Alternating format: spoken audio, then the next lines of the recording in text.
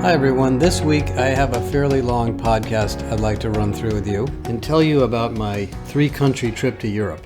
I just finished a series of meetings with Workday in Sweden and Stockholm, and then a whole series of meetings in the UK, and then culminating in a fantastic event with the King and Queen of the Netherlands at the Future of Work Symposium in Amsterdam. And I'm going to tell you about all of these things and what I think we can take away from them. So first, let me talk about Workday Rising in Stockholm. Workday, as you know, is a $5+ billion company growing at 20 to 22% per year, now expanding aggressively into Europe, where, of course, Oracle and SAP are well entrenched. And the company has developed some very strategic customers in many industries. And so Workday Rising was a 2,000 to 3,000 person event filled with passionate HR and HR technology people and vendors and consultants. And I spent time on several workshops, something we called a Skills Jam workshop. I did a panel on skills with the head of human capital from Accenture, and then spent quite a bit of time talking to many individuals as I signed my book.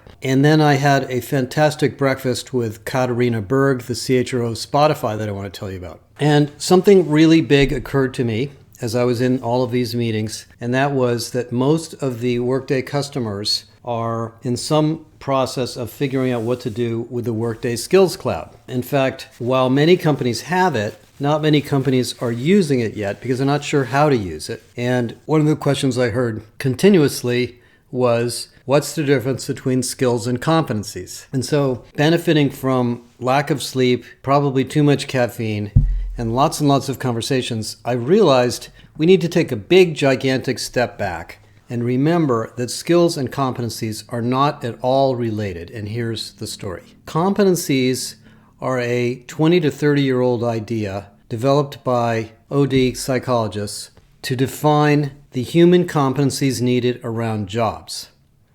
Skills are associated with people, so that's a big idea. So what we did in the competency management world, which was going on long before I got into HR, is psychologists created a list of competencies, in fact, books of competencies. You could buy one, and then you would create a job with a set of job tasks and a job description, and you would assign competencies to the job. The purpose being to help select people for the job, to help give people in the job development plan of what they need to learn, and then even assess people around those competencies for growth. And each competency had a level of proficiency. So we had job titles, job level, job description, job tasks, job competencies, job proficiencies within the competencies. And so what you're dealing with here is thousands and thousands of pieces of data, all dealing with a very amorphous idea of the human capabilities needed to do a job,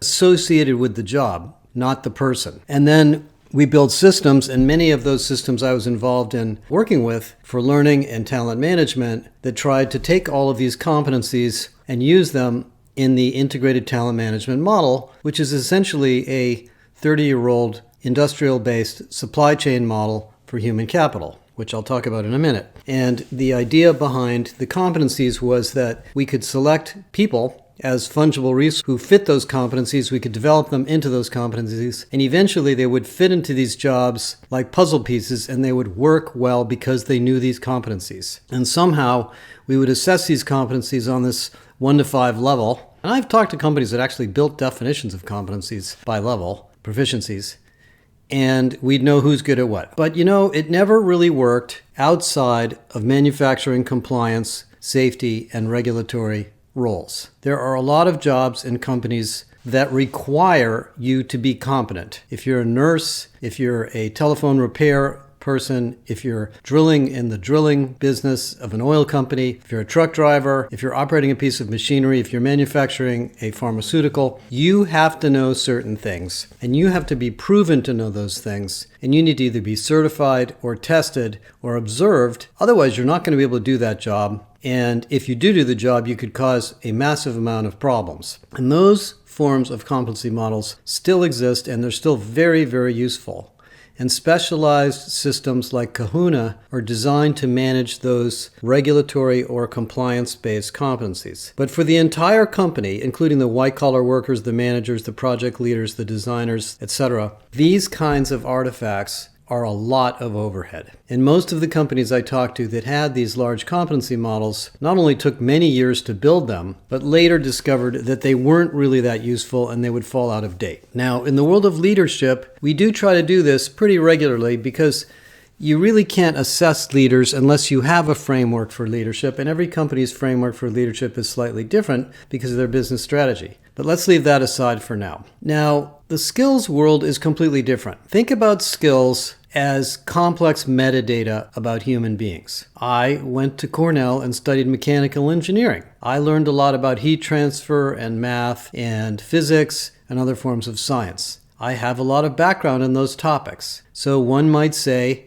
I am skilled as a thermodynamics-oriented engineer, which I am. I haven't used it that much, but I do know a lot about it. We also know that people's skills can be inferred from the courses they take, the activities they've had, the people they know, the jobs they've had in the past, the companies they worked in, the technologies they've used, and so forth. And in some sense, a skills cloud is really just a word cloud, because in a skills cloud, everything from Salesforce.com to Microsoft Office to collaboration to leadership to teamwork are all considered skills. And obviously some of them are very complex and some of them are very simple. Some of them are technical. Some of them are soft skills. Some of them take decades to build. Some of them take hours to build. Some of them take minutes to build. And so we're going down a completely different path with the skills cloud than we did with competency models. And so what we talked about in the skills workshop, in the skills jam workshop, which by the way, we're now doing for many other companies. If you'd like some help on this, please let me know or let us know, is we're taking these skills models like the one from Workday and others, and we're showing companies how to use this technology and this information to apply to specific business problems, as opposed to building a gigantic infrastructure like we did with competencies, which for some reason seemed like a good idea at the time. So while we would like to have a skills model for the whole company and every job,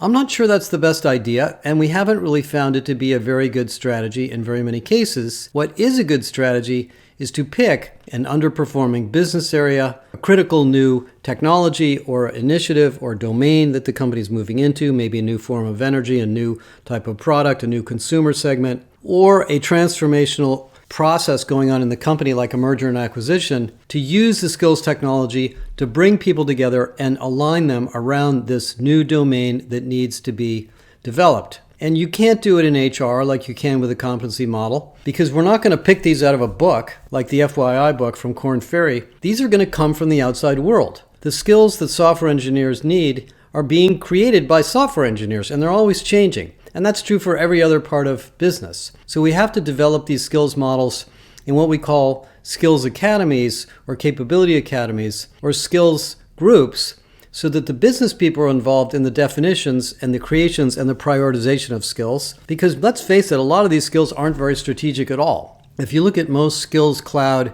data sets, the number one skill in most companies is usually collaboration, whatever that means. And the number two is usually Microsoft Office, which obviously has very little to do with strategic value. So this is a big, big deal, and lots of technologies are being applied to this, and the applications of skills are very clear.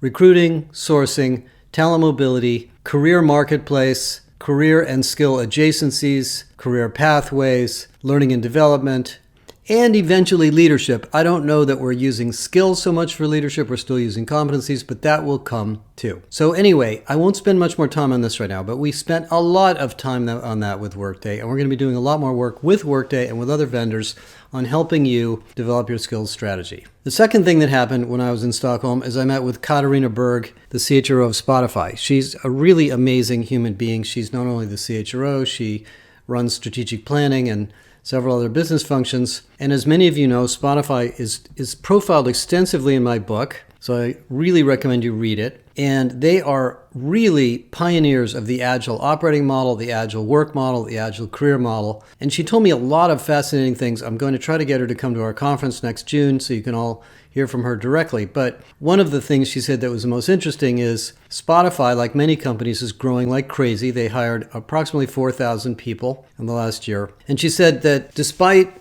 common belief, people that worked at Google or Facebook don't really work out too well at Spotify. So even though many of the jobs are software engineering jobs, Spotify is different. Spotify has a collective thinking Swedish-style culture, which, by the way, so does IKEA, who I also met with when I was there. And she said at Spotify, everything is transparent. Everybody can attend any meeting, they can read any document, they can see whatever any project is going on, and the company moves in a collaborative lockstep fashion where it takes a long time to create consensus, but once they create consensus, they move very, very fast. This is very different from American companies where there's lots of creative innovation and oftentimes inconsistent projects going on in the interest of innovation. And so she said one of the most interesting things she's done over the years, in addition to really focusing on recruiting, is built a very, very extensive onboarding program for multiple months to help people understand how to work and do business in Spotify. And that's something to think about. Since it's so hard to recruit people and every company's struggling to retain, make sure you've really spent some time getting people on board. And I don't mean just filling out their I-9 cards and getting their payroll set up, but really learning how to work in your company. By the way, one of the most interesting stories about this I've ever come across is the company Epic, which is the largest provider of medical health systems, recruits all new people into one of only 6 functional areas. And when you join one of those functional areas, the line leaders in that functional area spend 3 to 6 months onboarding you into the business before you get a specific job in that functional area. So you really get to know how the whole company works. These are very high-performing companies, and these are ideas that you really need to think about. Okay.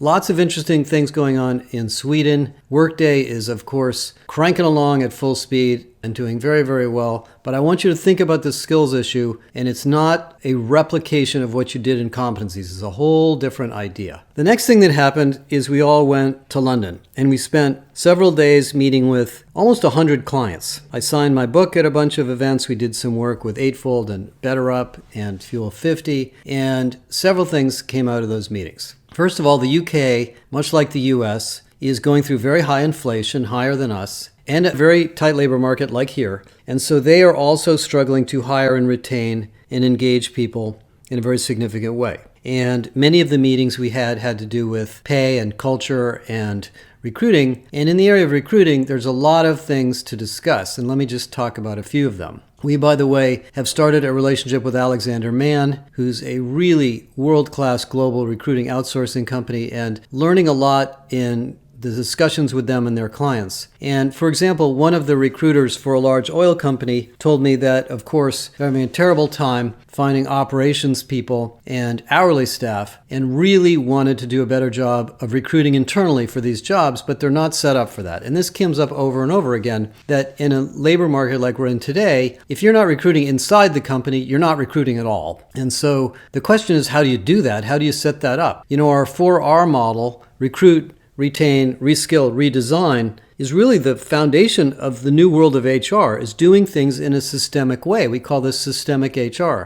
And one of the great ideas that came out of that particular meeting was one of the talent acquisition executives at one of the large companies said, you know, we realized this was a problem, so we retrained and realigned our recruiters to be talent strategists. And what they now do is even more important than maybe what the business partners do, is they work with the senior leaders on the workforce plans, and they decide, is this a new hire? Is this an internal hire? Is this a job redesign? Or can we move somebody into this role and reskill them at the line unit level? That is a job that recruiters are actually very good at. And I think taking care of and developing and promoting and developing recruiters, as our research has shown, is a key thing to recruiting. By the way, another story on those lines, we had a long conversation with an airline who outsourced and laid off its entire recruiting process during the pandemic. And I just wanted to say that that's a very bad idea. It may seem like a way to save money, but the IP and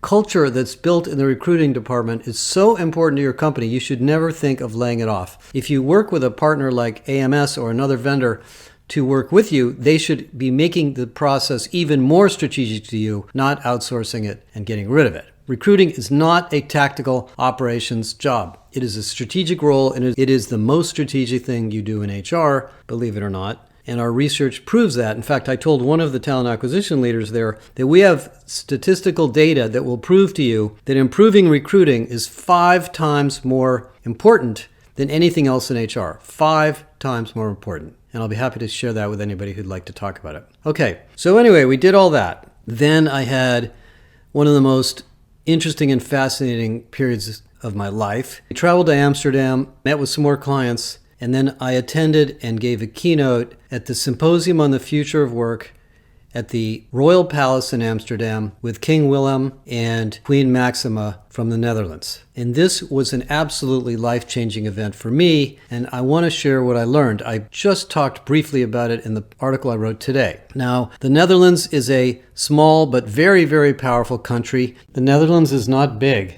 but it's the 17th largest economy, but the 70th largest population. So they hit way over their weight in terms of productivity and economic activity per worker, per human being, per citizen. Very highly engaged workforce, a very open culture. The Dutch have a wonderful culture of discussing and debating and talking about things in an open way. And so as we met with the King and the Queen, what they basically said, and they built this symposium, is we want to talk about the future of work and we want to change the game. And so with the help of Janine Vos, the CHRO of Rabobank, who is a really amazing human being, they put together a consortium of 150 senior policymakers, business leaders, entrepreneurs, social entrepreneurs, young people, and government officials to talk about the future of work. We had 3 presentations. Linda Grattan talked about the future of work in terms of aging and demographics. I talked about the employer strategies and the 5 employer issues in the future of work. And then a very renowned policymaker by the name of Kim Putters talked about the really big game-changing needs. And what I want to talk about just for a few minutes is what happened. The essential finding after about 7 hours of meetings and conversations is that the future of work is not a pithy book or some weird picture of gig work or technology or robots. It's a series of decisions about the society we want to live in. Do we want people to get fair pay? Do we want people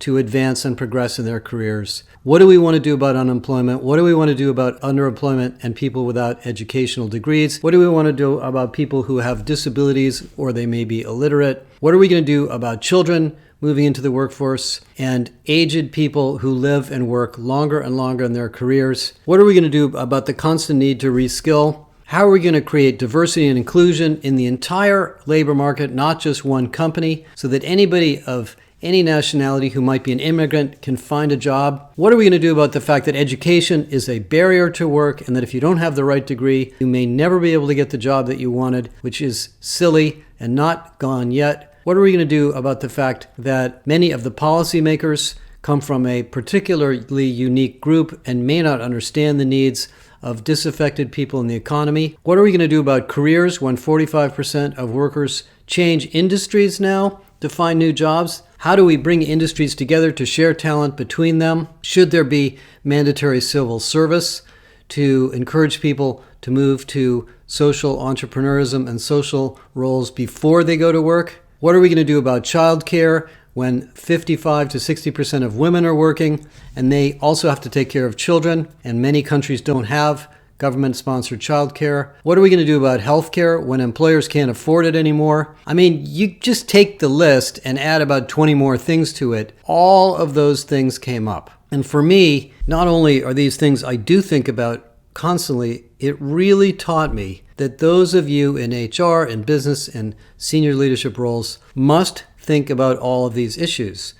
Because as the Queen and I discussed, and the King, upwards of 70 to 80% of the decisions that need to be made will be made by the private sector. The government will not create the future of work. It can't. It's not in the right position to do so. It will enable it. It will remove blockers. It will create opportunities, but the opportunities are really built and manifested by us. And so all of the things we've talked about during the pandemic, pay equity, well-being, fairness, flexibility, work at home, human-centered leadership. Everything we've learned for the last 3 or 4 years and many years before, many of which I've written about in my book, Irresistible, are fundamental to the future of work. Countries like Japan are aging and have working populations that are not replacing themselves. And their cost of maintaining the health of older citizens is going up and up and up. And most countries like the United States, the UK, and the Nordics are all going through the same problems. So we have to think about this in a holistic way. Now, one way to think about this as a business person, and we talked a lot about this,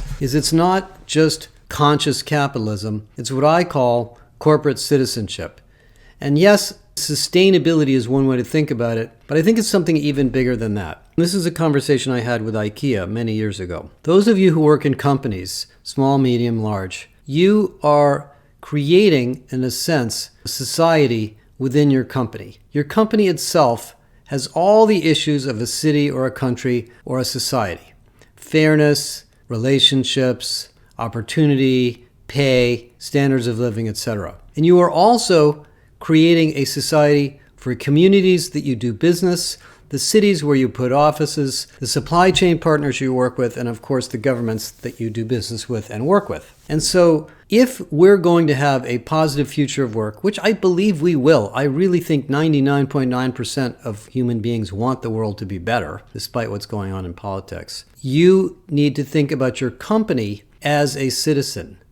Not only do we take care of the citizens inside of the company, but we are global citizens. And everything we do, as small or big as it may seem, has an impact on the society and the future of work for your communities, your cities, your countries, and your stakeholders. And that's really what came out of this 7-hour meeting, is the fact that none of these issues, including labor laws, by the way, we had some labor leaders there, can possibly solve any of these problems alone. But the bulk of the energy and money and responsibility falls on employers. And I firmly believe that we, as employers, as HR leaders, are in many ways the most important creators of the future of work. If you treat your employees poorly and you lay them off, irrespective of fairness, I won't mention any names of who I'm thinking about, you're creating a sense of fear in your workforce. That sense of fear will infiltrate into the communities in which those people live. You know, there's an interesting psychological study that came out I read about a month ago, and I think I told a couple of you this. Upwards of 40 to 45% of workers go to work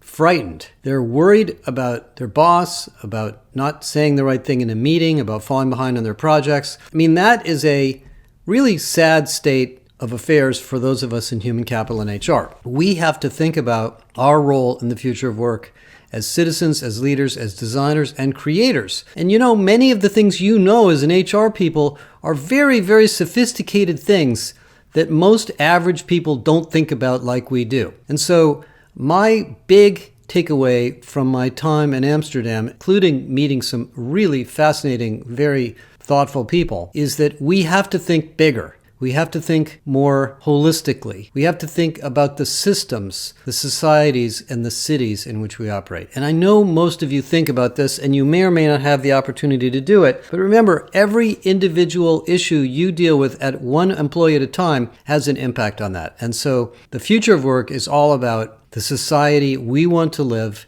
and every decision we make has an impact on that future. And I was just so honored to be at this event and to be part of this. I really just want to thank the country and the royalty of the Netherlands for putting together this meeting. I hope every country around the world does this. I'm sure many of them do. And just remember that everyone on this podcast, everyone listening to this podcast, can be part of a positive future of work. So that was kind of a long podcast for today. We're going to be back in action for the rest of the year. A lot of exciting research is coming out. We're going to be launching our new research on human capital systems in the next week, followed soon by our banking industry study. And then early next year, you're going to see our new research on new models of leadership. And later in the year, systemic HR and lots of other things coming. We are, of course, a membership organization. We would love to talk to any one of you about joining us. And of course, for those of you that are individuals and you want to get access to a small slice of what we do, please join the Josh Bersin Academy. There's just an enormous amount of content and information and people in there to learn from.